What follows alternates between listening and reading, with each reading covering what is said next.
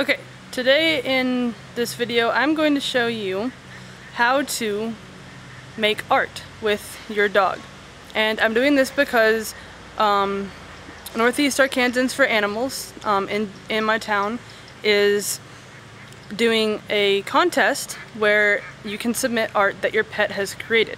And so the category that we are doing is paw painting.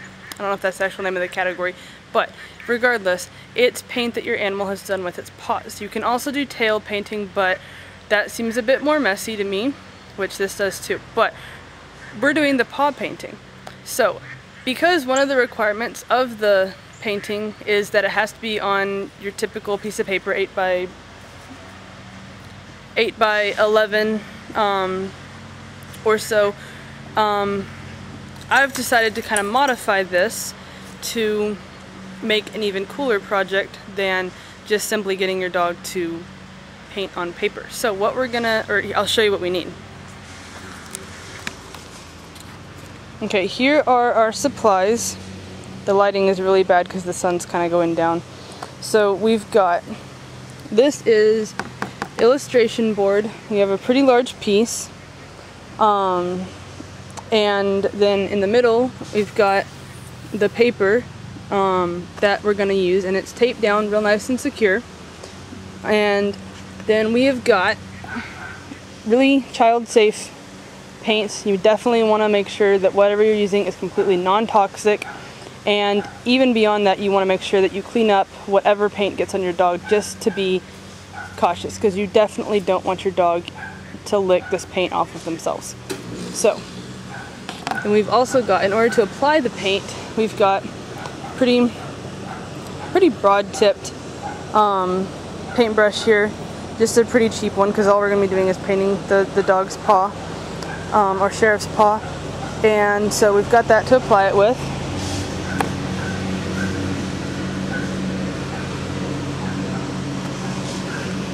We also have a bucket of water. See, there's water in there, a washcloth to clean with, and then just some real gentle soap just to finish cleaning when we're done. But that way we can rinse off Sheriff's paw. And so what we're going to do is, Sheriff knows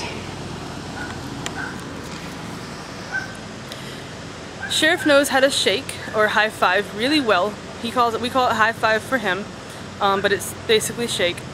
He knows how to high five really well, so what I'm gonna do is I'm gonna ask him, once I get paint on his paw, to high five onto the illustration board and the paper. That way his paw wipes it.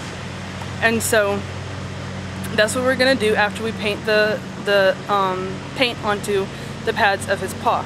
So give me a second to set up. And oh, another thing, here, Sheriff. So Sheriff's waiting. Hey, wait, sit. Sheriff, sit, stay. High five. Good boy.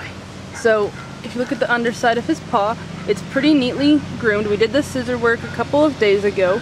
That way you get better definition of the pads of his paw instead of, thank you, Sheriff, good boy, instead of a whole bunch of hair. So I'm going to get set up and I'll show you how to do this.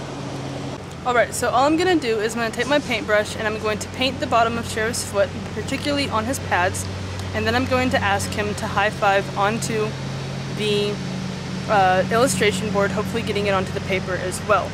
I'm not going to be able to film this, I don't believe. I'll try, but because I have to prevent Sheriff from putting his foot down, I'll have to use both my hands, so I'm going to use the camera as well. I don't have a volunteer to help me film this, so it'll probably just be the before and after of the project. And here you have the finished project.